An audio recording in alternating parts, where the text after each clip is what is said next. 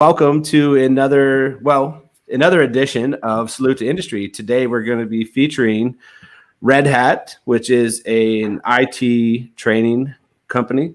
And we have Robin Mahara and Ted Brunel, Marine Corps veteran Ted Brunel, with us to talk about the industry and the opportunity that we have for veterans in the space. Do you guys also work with military spouses, by the way? Is the training opportunities available for military spouses?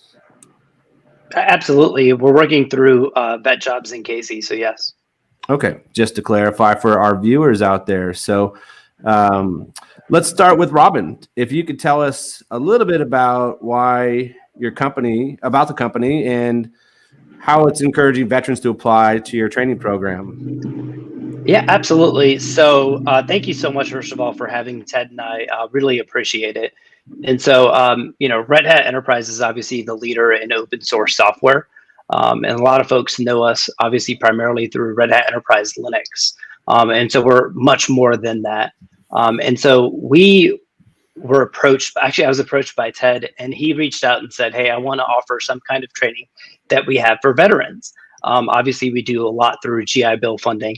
And so we wanted to have some training that was available to U.S. military personnel, specifically veterans, as they transition, to life outside of the military.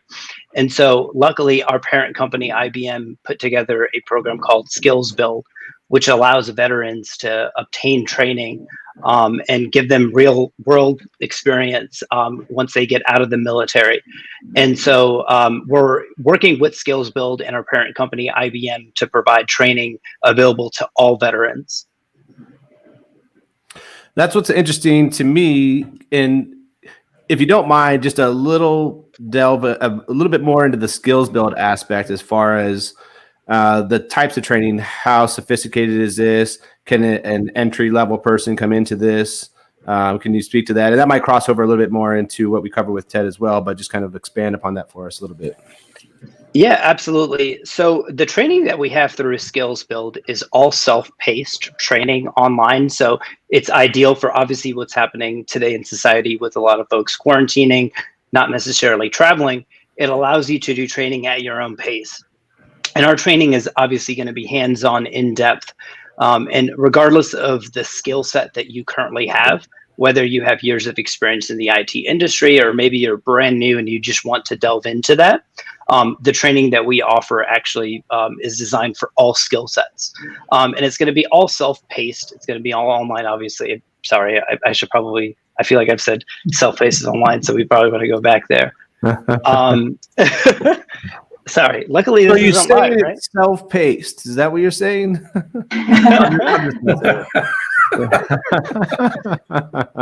Oh man, no. So all right. So where should I go back? Should I restart?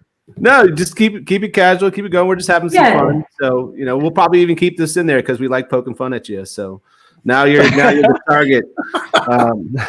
No, don't worry. And we can edit everything. Yeah. We can edit out anything. Don't even worry about it.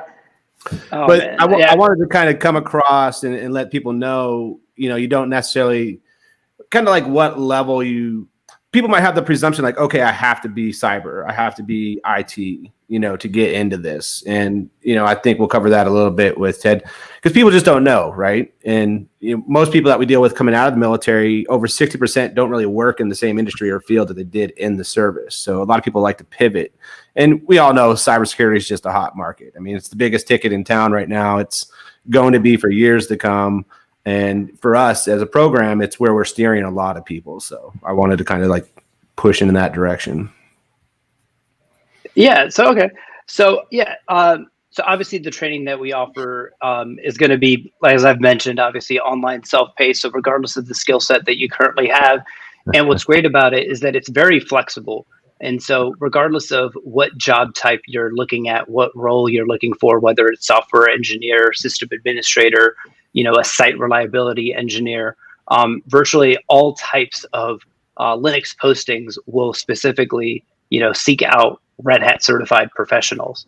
And what's great about Skills Build is that it will give veterans the tools needed to not only take the training and understand what's happening, but also obtain a certification, which is very sought after in the job market today? In 2008, when I retired out of the Marine Corps, I knew that what I wanted to do was, well, even back in 2007, I knew that I wanted to get a job working, with Linux. I saw it kind of as like a new technology, kind of up and coming. I thought it was going to be the next big thing, which it turned out it is. Good gamble there, Ted. Good gamble. Yeah. So I signed up for Red Hat training and had to pay for it out of pocket. The only portion that I was able to get covered through tuition assistance at the time was the actual exam, or maybe it was GI Bill, but it was the actual exam, which was the smaller portion of the cost, much smaller portion. So the course itself was actually thousands of dollars, and so that's quite a hit when you're trying to get out. You're trying to prepare. You're trying to save money so that you can put a down payment on a house or deposit on an apartment, and to sit there and go, okay, this is my dream, so I'm going to invest in what I want to do. I'm going to go out and I'm going to get certified. It can be expensive. So, part of my conversation that I had with Robin was, what can we do to help other people who are kind of in the same shoes I was in, or the same boots I was in at the time, I guess. What can we do to help them so that when they're transitioning out, they don't have a big out-of-pocket expense just to get trained so that they can enter industry with a current kind of entry-level certification, but it's a foot in the door. It proves that they know what they're doing. The Red Hat exam is very hands-on, as Robin said. It really tests your knowledge. We're not so focused so much on, did you solve the problem properly? Following a rigid set of instructions, but instead we focus on, is the end result what we were expecting? We don't care how you got there, just did you get there? Did you cross the finish line? So Robin and I, over the years, we've been discussing this, kind of going back and forth on different ideas, maybe different ways of approaching the program. And that's kind of how the program was born, working with Skills Build to offer this opportunity to people transition out of the military. You can register with Skills Build. They take they enroll in the class.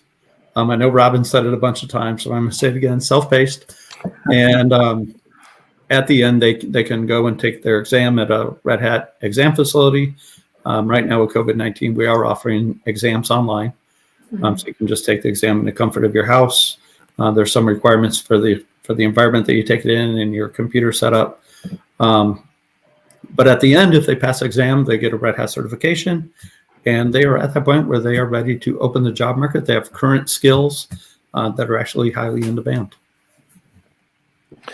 So what a great testament that you came out. Now, when did IBM acquire Red Hat? I can't remember when I was flipping through. So the deal was announced last year that IBM had intended to purchase Red Hat. And it was closed, I believe, in June of this year. Maybe sounds right, yeah. Maybe earlier. Yeah. So, I mean, so for people listening, this is relatively all just happening right now during COVID, during 2020. So as that acquisition closed, we were closing on the Skills Build deal with IBM, so that kind of started launching. So you guys came right in at the right time, which we absolutely love, because we believe wholeheartedly in your training program and getting people involved in it. So, and what a great testament for how you guys have evolved into that and bringing this opportunity forward. So give us a little details, if you guys will. What's it like working for Red Hat? What's behind the scenes like over there? Wow. Do you want to start, Rob? Yeah. So, I mean, I love it, right? And to me, it kind of feels, I've never worked for a startup, right? But it feels like a startup environment. We wear jeans to work. Wear sneakers. It's a very relaxing vibe. And Red Hat's huge on culture. And so, that's a huge reason we feel the IBM acquisition happened. They love our culture, and we love our culture. We love our people. And so that's the best thing about working at Red Hat, is the people that I work with on a daily basis, right? And so Ted and I've had the pleasure of working with Ted now for 7 years. And so we built a pretty good bond and a good relationship, a good friendship. And so that's like the best thing about Red Hat, is just the people that I have around me. Yeah, and I'll second everything that Robin said. It is a really fantastic place to work. Just like any of the other large IT vendors out there that are, kind of seen as being the leaders in this, new evolution of IT companies, the Amazons, Googles, things like that. We try to attract the top talent, and we try to match up people who are a good cultural fit for the company, as well as skills, obviously. And we operate largely as a meritocracy inside the company. So it's not the person in charge who necessarily makes all of the decisions. Instead, it's everybody on the team. I'm one of the managers, and when we need to make a decision, a lot of times we'll go to our team and we'll ask for everybody's input. And meritocracy is about the best idea winning. So we'll allow everybody to come up with some input, and we'll decide what's the best idea out there, which way do we actually want to move. And so that kind of culture is really exciting to be a part of. You feel like you have a much larger voice in this type of environment as an employee of the company than maybe what you see in other companies. Right. You're involved in the decision-making process, or you feel more involved in that decision-making process, right? Mm-hmm. So, you guys are doing something right to go from, to offer open source is one thing, right? But to monetize it to the scale of $2 billion, that's just amazing. It's not something everybody's doing out there in the marketplace, right? So yeah, I think we're either closing or just crossed the $5 billion mark, actually. Yes. Come on, right? Yeah. So for people, this is the company, right? It's a $5 billion. You guys are enterprise level systems. You're serving enterprise level software companies. Companies across the globe. It's a good upward mobility. It sounds like in growth. So yeah, and people who enter the IT industry, they tend to be driven by new and exciting technology, right? These are the people who are, definitely driven by being on that bleeding edge of technology. What's the latest and coolest thing I can do with the technology I have at my fingertips? And so we're really enablers of that. We're involved in a lot of the upstream open source communities where a lot of this is just being developed, from scratch, a lot of these capabilities. So it's really exciting to be part of that as well, and see new technologies like containers, when they're first getting started, and you have your hands in there, and you're, talking about what's working well, what's not working well, right? Talking to customers about it, getting feedback from them, feeding that back to the engineers. It's a really exciting and fun place to work. What advice would you have for veterans who are looking to get into this space? We internally at Red Hat ran some studies, right? And we saw that we asked organizations, what's the biggest blocker for you as far as your digital transformation efforts go? And as you'd expect, it's security gaps, manual IT processes, and basically cost. But the number one thing that all those organizations said was IT talent is the biggest skills gap that they see today. And so essentially they are looking for that. So organizations, employers are looking for a new IT talent. They need someone with the new agile skills needed in our industry. And so the training that we offer will get you that, but also the certifications are obviously industry renowned. And so that is also going to help with that digital transformation effort that organizations have today. I think this is great stuff. And if there's anything, I think we've covered everything that we want to cover here as far as getting this spotlight out to the community. Is there any last thoughts that you guys have as far as, who's going to be seeing this? Is going to be somebody coming out of the service, somebody looking to maybe pivot into the industry? What kind of final thoughts do you guys have for these types of people out there looking to get involved? Ted, I'll let you answer this one. All the hard-hitting facts here. Yeah, well, I would say that this is an actual great place to start with the training. Second thing is, there's one of the ways I found out about the opportunity that I received at Red Hat to be employed was through a Linux users group. So, that's you won't see a whole lot of Red Hat advertising on TV and things like that. You can't go to the store and buy, a DVD with Red Hat software on it. We do all of our distribution online. We do a lot of our advertising online. So I would say that, if you're really interested in getting involved in a Linux community or potentially a job at Red Hat, get involved. Find an open source community to join, get involved. Whether it's a Linux user group or even a software community online, one of the upstream open source projects. We're always looking for code contributions. We're always looking for people to contribute to documentation. And there's just a ton of work to be done. And it's a great way of entering the community, entering the open source realm, and really just letting your presence be known. That's great insight. And then for anybody who's going to register, can do so via vetjobs.org//training. Who, once you're registered, you'll probably land in and talk to Robin at some point. Is that correct?